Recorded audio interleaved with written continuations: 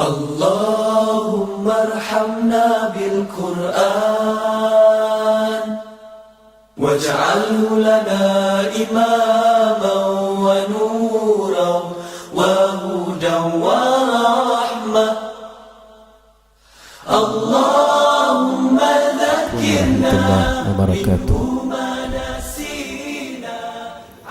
الحمد لله رب العالمين والصلاة والسلام على أشرف المرسلين سيدنا وحبيبنا وشفيعنا وذخرنا ومولانا محمد وعلى آله وأصحابه ومن دعا بدعوته واستنى بسنة نبيه إلى يوم لقاء ربه. رب اشرح لي صدري ويسر لي أمري واحلل عقدة من لساني يفقهوا قولي. Yang dikasihi Sahibul Fadilah Ustaz Haji Radi Qamarul Hailan, Imam jemputan kita pada malam ini, Ashabul Fadilah, barisan tuan-tuan imam, pegawai masjid, para asatizah, barisan ahli jawatan kuasa qaryah, datuk-datuk, tuan-tuan dan puan-puan yang dikasihi dan dirahmati Allah Subhanahu wa taala, mudah-mudahan InsyaAllah pada malam ini saya diberikan amanah oleh jawatan kuasa masjid untuk membuat sedikit tazkirah sekitar 20 minit atau 30 minit. Tajuk yang diberikan adalah Al-Quran Naungan Insan Bertakwa. Mudah-mudahan Allah Subhanahu wa taala memberikan saya dan tuan-tuan sekalian kekuatan untuk mendapat noktah-noktah penting untuk kebaikan kita di dunia dan di akhirat. Dan mudah-mudahan Allah Subhanahu wa taala terima solat kita dan ibadat kita dalam bulan Ramadan ini. Kata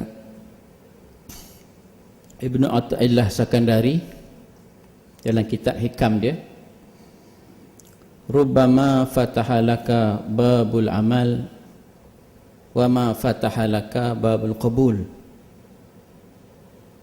Barangkali kadang-kadang Allah buka kepada kita pintu amal yang banyak,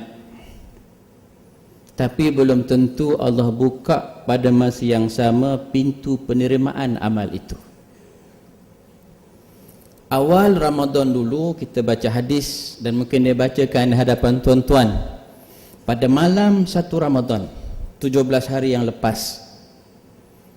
Hadis sahih menyatakan bahawa Nabi menceritakan kepada kita pada awal Ramadan yang dulu 17 hari yang lepas, nada munadin, akan diseru dengan satu seruan kepada kita semua, namun kita tidak dengar. Ya baghiyal khair aqbil, wahai orang-orang yang ingin melakukan kebaikan, aqbil, selamat datang. Kerana Ramadan menyediakan pintu-pintu kebaikan yang cukup banyak. Allah buka satu, buka. Tapi ingat tuan-tuan, barangkali Allah buka pintu amal yang banyak, kita boleh masuk, tapi belum tentu Allah buka pintu qabul, pintu penerimaan. Sebab itu banyak hadis-hadis yang mengimbangi. Dengan fadilat Ramadan yang cukup banyak itu, ada juga hadis-hadis yang mengimbangi agar kita berhati-hati melaksanakan ibadah dalam bulan Ramadan. Wa kam min sa'imin laisa lahu min siyamihi ilal ju' wal atash. Ramai juga orang yang berpuasa, dia tidak dapat puasa daripada puasanya apa-apa kecuali lapar dan dahaga. Pintu qabul ditutup oleh Allah Ta'ala. Wa kam min qa'imin laisa lahu min qiyamihi ilal syahri wat ta'ab. Ramai juga di kalangan orang yang qiyamul lail, yang tahajud dan sebagainya, dia tidak mendapat apa-apa habuan kecuali letih dan bangun malam sahaja. Yang kita rajin baca Quran, wa rubba qari'il Quran wal Quran yal'anuh. Barangkali juga orang yang baca Quran, Quran melaknat dia balik. Jadi tentu sekalian kita mohon pada Allah Ta'ala tidak putus-putus agar amal yang kita buat dalam bulan Ramadan 17 hari yang lepas dan yang akan datang diterima oleh Allah Subhanahu wa taala. Barulah masuk kepada tajuk kita, tuan-tuan. Al-Quran naungan insan bertakwa. Tuan-tuan, terlebih dahulu saya ingin membacakan satu ayat Allah Taala dalam surah Isra ayat 21. Nanti tuan-tuan balik, tuan-tuan tengok balik. Allah berfirman, ba'da a'udzubillahi minasyaitonir rajim, unzur. Perhati, tengok. Kaifa, bagaimana? Faddalna, kami, kata Allah, melebihkan ba'dahum ala ba'din. Perhati, tengok bagaimana kami lebihkan sebahagian kamu daripada sebahagian yang lain. Maksudnya kita tak serupa. Kita tak serupa. Ada orang gaji tinggi, ada orang gaji rendah. Ada orang pangkat tinggi, ada orang pangkat rendah. Ada lelaki dan ada perempuan. Kita dijadikan oleh Allah Ta'ala tak serupa. Tetapi tuan-tuan, ayat selepasnya, dunia ini banyak benda tak serupa. Walal akhiratu akbaru darajatin wa akbaru tafdila. Dalam dunia ini Allah jadikan kita tak serupa, tetapi ingat, di akhirat besok itulah sebesar-besar darjat dan sebesar-besar kelebihan yang Allah sediakan bagi kita. Maksudnya apa, tuan-tuan? Dalam dunia ni kita sedang hidup hari ini, kita tak serupa. Tetapi penilaian yang sebenar adalah di akhirat besok. Syurga pun ada banyak pintu, neraka pun ada banyak lapis. Di akhirat besok, darjat yang sebenarnya adalah diukur di akhirat besok. Dan kelebihan yang Allah beri besok di akhirat itulah semutlak-mutlak keadilan Allah Ta'ala. Namun tuan-tuan sekalian, dalam dunia yang berbeza-beza ini, bagaimana Allah nak berikan markah kita di akhirat besok? Tidak ada nilai lain kecuali dengan taqwa. Dalam surah Al-Hujurat, inna akramakum indallahi atqakum. Sesungguhnya di kalangan kita yang ramai-ramai ini, yang paling mulia belum tentu orang yang mulia di dunia mulia di akhirat. Belum tentu orang yang kaya di dunia mulia juga di akhirat, dan belum tentu orang miskin di dunia dia mulia di akhirat. Penilaian kita yang sebenar Allah akan nilai berdasar kepada takwa. Persoalan, macam mana kita nak jadi orang bertakwa? Tuan-tuan, nak jadi orang bertakwa bukan mengharapkan jalur keturunan, tuan-tuan. Bapak dia Pak Kiai, anak wajib jadi Pak Kiai, belum tentu. Bapak dia orang hebat, anak jadi orang hebat, belum tentu. Kita tidak boleh berpaut kepada keturunan untuk meneruskan takwa. Dan kita tidak boleh untuk meniru-niru ataupun kita berlakon-lakon menjadi orang bertakwa, kita jadi orang takwa. Tak boleh, tuan-tuan. Pakaian orang bertakwa ada pakai serban, pakai jubah. Kita pun nak jadi orang bertakwa, pakai serban, pakai jubah. Tak lama, tuan-tuan. Orang bertakwa cakap lemah lembut, tak menyakitkan hati. Kita pun, tuan-tuan sekalian, nak meniru, tahan 3 hari, tuan-tuan. Jadi balik. Takwa tidak boleh diperolehi daripada jalur benih keturunan. Takwa tidak mampu untuk diraih dengan meniru-niru atau berlakon-lakon. Atau macam mana nak dapat takwa? Tidak ada cara lain kecuali takwa yang ditunjuk caranya oleh Allah Ta'ala di bawah naungan Al-Quran. Allah sendiri cerita pada kita dalam Quran macam mana kamu nak jadi takwa. Bukan teori daripada mana-mana. Bagaimana tuan-tuan nak jadi orang bertakwa ikut cara Quran? Salah satunya bentuk latihan yang sedang kita lalui hari ini, iaitu dengan puasa. Ya ayyuhalladzina amanu kutiba alaikumusiyam kama kutiba alal ladzina min qablikum la'alakum tattaqun. Sedang kita berpuasa inilah cara bagaimana Allah nak upgrade diri kita menjadi orang yang bertakwa. Cuma tuan-tuan sekalian, kata orang pandai-pandai, kalau kita berpuasa dalam bulan Ramadan, buat ibadat dalam bulan Ramadan biasa-biasa, kita tidak mampu menjadi orang luar biasa pada 1 Syawal.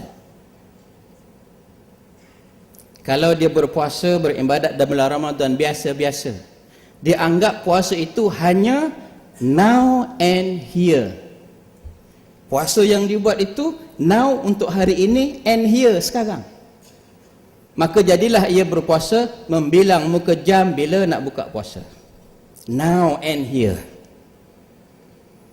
Maka dia pun berfikir macam mana nanti nak buka puasa, nanti nak makan nasi biryani ke, sebab now and here. Tapi puasa sebenarnya lebih daripada bukan now sahaja besok, bukan setakat hari ini, besok dan akan datang. Puasa kita bukan here di sini. Tuan-tuan sekalian, banyak masjid buat nasi biryani gitu gini. Dalam masa yang sama, anak-anak kita di Gaza sana tak cukup makan, tuan-tuan. Saya tegur satu masjid hari ini. Saya kuliah subuh satu masjid di Ipoh. Sebelum saya kuliah subuh, pengerusi atau jawatankuasa umumkan, tuan-tuan, pagi ini kita ada kuliah subuh dari Timbalan Mufti. Nanti pukul 9 ada gotong royong masak nasi minyak. Sebab malam ni, sekarang ini akan buat sambutan nuzul Quran. Pukul 9 buat nasi minyak gotong royong. Bulan Ramadan. Saya kata, apa salahnya saat-saat begini kita makan ala kadar, gunakan duit lebih itu hantar ke Gaza sana. Itu lebih afdal.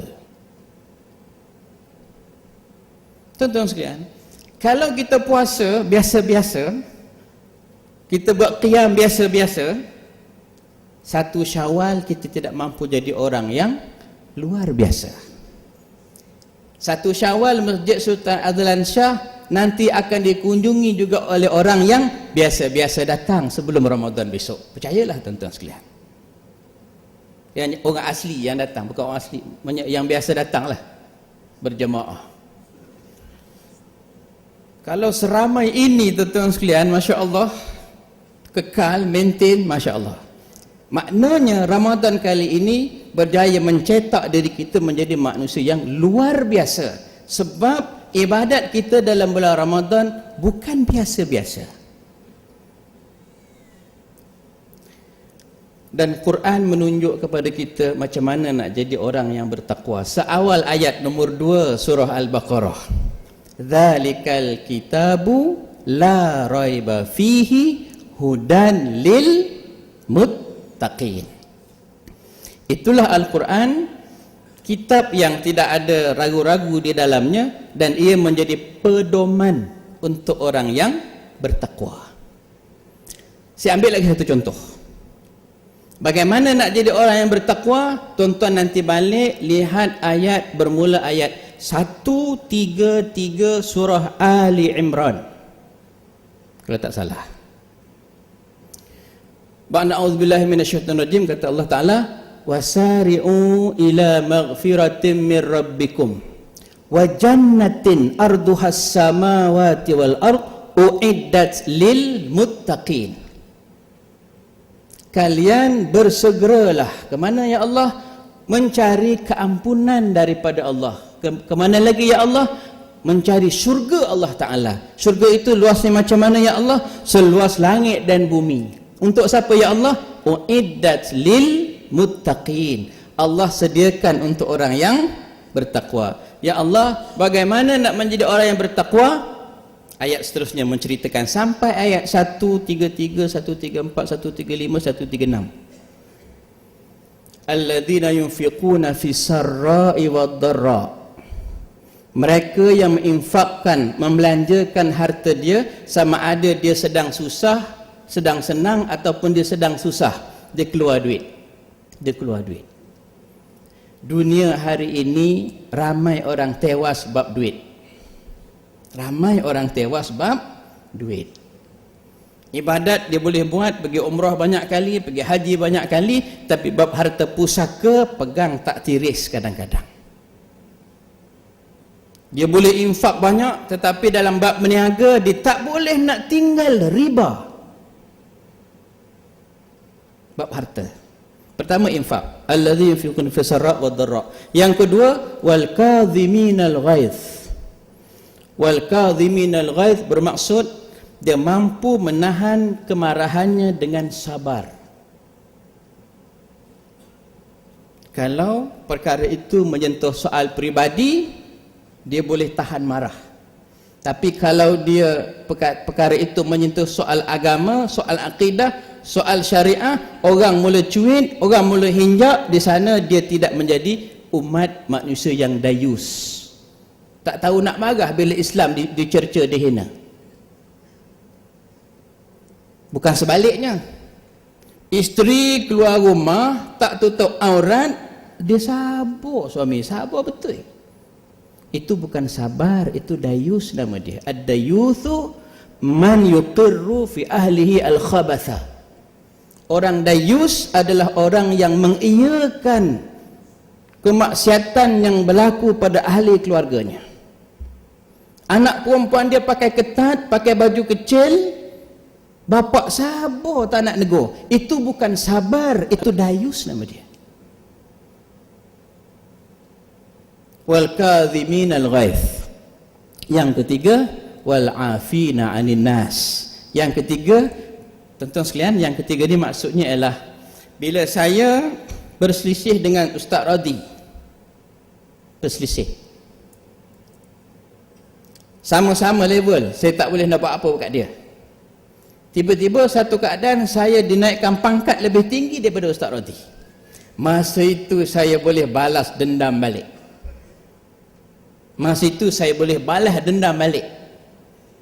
Dulu tak boleh.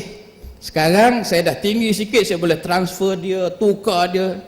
Tapi saya maafkan dia. Itu wal afina 'anil nas. Mampu untuk balas dendam, tetapi dia memaafkannya. Cukup payah tuan-tuan. Cukup payah. Saya dah cerita dulu tuan-tuan sekalian, orang Melayu ni berdendam payah nak lepas. Disimbolkan dengan pemakaian tengkolok. Tuan-tuan masih ingat tengkolok? Tengkolok yang dipakai oleh orang-orang Melayu itu ada dia punya makna tertentu. Termasuklah tengkolok yang dipakai oleh Raja Perlis, nak bernama Kesumat Tak Sudah nama dia. Wallahu yuhibbul muhsinin. Tuan-tuan baca balik nanti. Sampai rumah nanti baca sampai habis. Itu bagaimana Allah nak tunjuk macam mana nak jadi orang bertakwa. Tuan-tuan, sikit saja saya nak sebut sikit lagi. Tuntutan takwa itu bukan sekadar Allah tuntut untuk individu. Tak. Tuntutan takwa itu Allah tuntut satu kampung, satu negeri menjadi negeri yang takwa. Walau anna ahlal qura amanu wattaqau lafatahna alaihim barakatin minas sama'i wal ard walakin kadzabu fa akhadnahum bima kanu yaksibun. Kalau sesebuah negeri itu penduduknya beriman, penduduknya bertakwa, kami akan bukakan lagi keberkatan terhadap negeri itu, sama ada keberkatan itu mari daripada langit ataupun daripada bumi, dengan syarat iman dan takwa. Tetapi malangnya tindak balas yang selalu diterima adalah mereka mendustakan dan kami akan azab terhadap apa yang mereka laksanakan. Poinnya tuan-tuan sekalian, takwa dituntut bagi peringkat individu dan perlu diusahakan negara itu negara takwa. Sebab bagi kita umat Islam, kita nak Islam itu Islam yang kafah, yang sempurna. Dan Islam tak boleh nak disempurnakan kalau tidak ada negara. Sebab ada beberapa ajaran Islam yang hanya boleh dibuat bila ada negara. Tak ada negara tak boleh nak buat. Contohnya hudud dan sebagainya. Contohnya nak hantar tentera, perlu negara. Sebab itu tuntutan kita adalah tuntutan untuk menegarakan itu takwa, mentakwakan negara itu. Tuan-tuan, sebab itu bagi kita, bagi umat Islam, kita mesti beriman bahawa membentuk negara bagi umat Islam itu wajib hukum dia. Di mana kita berada. Ada seorang student, pelajar jumpa dengan saya. Ustaz, boleh tak saya pergi Brunei, bai'ah dengan Sultan Brunei, sebab dia sudah melaksanakan hudud? Saya kata pada dia, kamu pergi Brunei, kamu selesaikan masalah kamu seorang. Apa jadi tempat yang kamu tinggalkan itu? Siapa nak bela Islam? Nak tegakkan negara di tempat yang kamu tinggalkan itu? Itu Islam tidak ajar begitu. Sebab itu tuan-tuan sekalian, dalam konteks Malaysia yang kita sedang duduk sekarang ini, tuan-tuan sekalian, kita kena bersungguh-sungguh untuk upgrade negara kita dari masa ke semasa supaya sempurna keislamannya. Sebab ini fakta sejarah, proses menukar status agama, status negara daripada Islam kepada bukan Islam, itu bukan benda yang direka-reka. Itu kenyataan sejarah. Tuan-tuan tengok. Kerajaan Islam Champa hari ini sudah bertukar menjadi kerajaan Buddha Kampuchea dan kerajaan satu ketika dulu Vietnam Komunis dan Myanmar, yang hari ini saudara-saudara kita ditindas Rohingya. Asal dulu kerajaan Islam Melayu Champa. Kita ke tepi sikit. Yang kedua, kerajaan Melayu Islam Ayutthaya sekarang ini dikenali sebagai kerajaan Buddha Thailand. Kerajaan Melayu Islam Kepulauan Manila, Kepulauan Filipina, sekarang sudah dipegang oleh kerajaan Kristian Filipina. Kerajaan Melayu Islam Singapura sekarang ini sudah dipegang oleh orang Cina yang kerajaan civil society tanpa agama.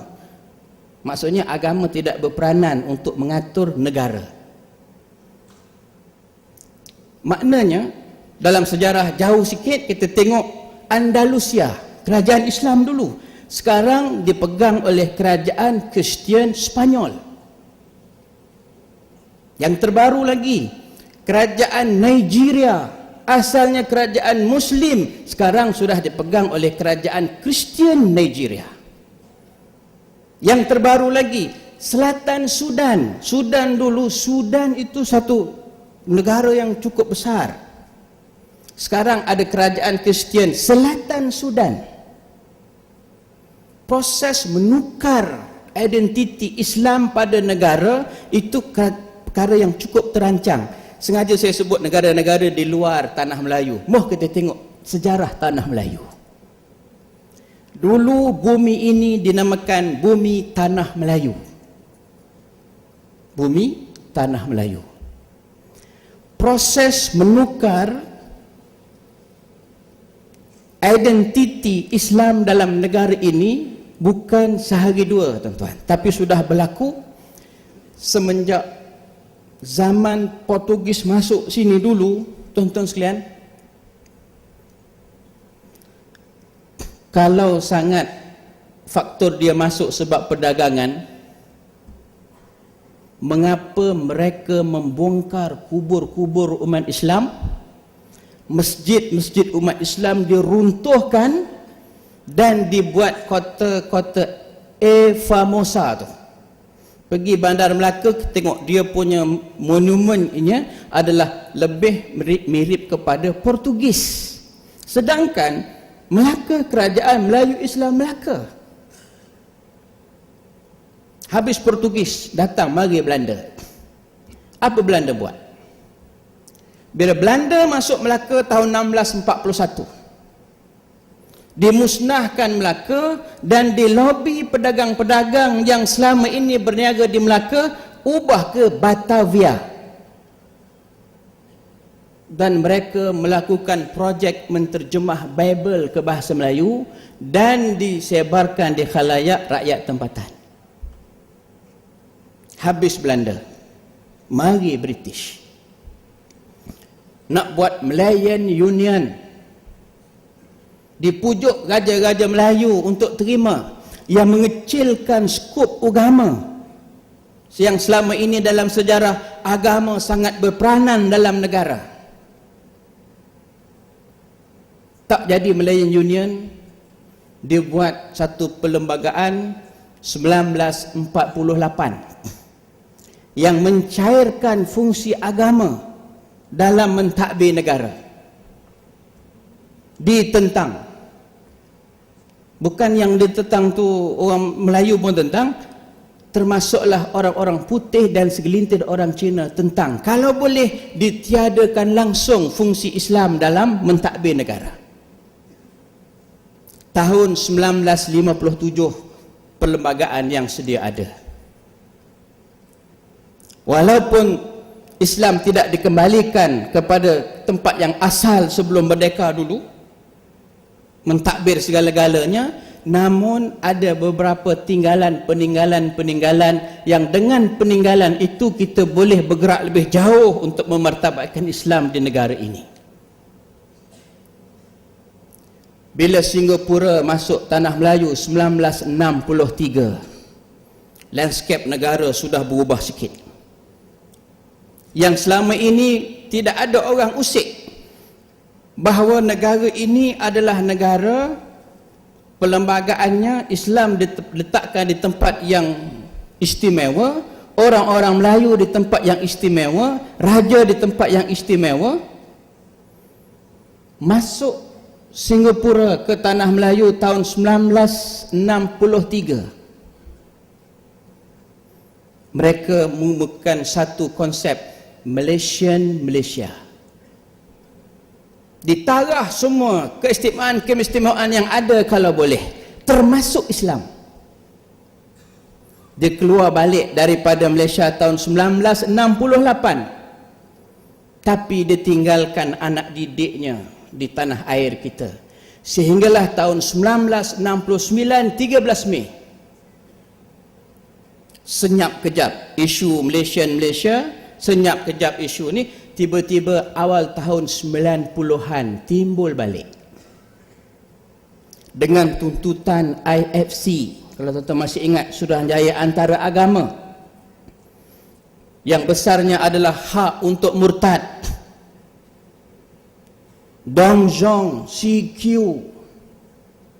cuba merubah kedudukan Islam dalam negara, tuan-tuan sekalian. Dan akhirnya melarat, sampailah tuan-tuan sekalian tuntutan Komanggo. Tuan-tuan masih ingat? Ditolak sebahagiannya oleh kerajaan, digunakan pendekatan lain. RUU, Rang Undang-Undang Harmoni, yang sekarang ini dibuat roadshow seluruh negara. Semua tuntutan IFC dan Komanggo terkandung dalam RUU Harmoni. Dan yang terbaru, penubuhan dipanggil satu NGO, Negaraku. Tuan-tuan selidik balik dalam tu. Segala tuntutan IFC dulu yang mereka tak dapat sepenuhnya, bukan tak dapat langsung, dapat dapat sikit. Kemudian tuntutan Komando yang ditolak. Semuanya tuan-tuan sekalian diperjuangkan semula dalam satu NGO baru namanya Negaraku. Mudah-mudahan rakan-rakan kita yang Islamis yang duduk dalam NGO itu mampu untuk mempertahankan Islam. Tapi masalahnya ialah pertubuhan Negaraku ini totok demokrasi. Bila masuk demokrasi, bila ada satu isu, mereka akan guna undi. Yang mengisi Negaraku itu kebanyakan yang badan-badan yang menuntut IFC dulu ada dalam Negaraku, dan kebanyakan NGO besar dalam mendukung Komando ada dalam Negaraku, dan golongan-golongan yang cuba untuk menafikan, mentakwakan negara ini ada dalam situ. Maksudnya apa tuan-tuan? Sekarang kita menghadapi masalah membentuk takwa individu dan juga nak membentuk takwa negara. Ini adalah cabaran yang sangat real dalam kehidupan. Tuntunan Al-Quranul Karim mengingatkan kita, dari sudut individu kita kena berusaha menjadi orang yang bertakwa, tetapi takwa 100% tidak mampu dibuat kecuali ada sebuah negara. Yang usaha menegakkan negara takwa itu hari ini kita menghadapi rintangan demi rintangan demi rintangan. Dan sejarah membuktikan menukar konsep negara dan menukar rujukan negara.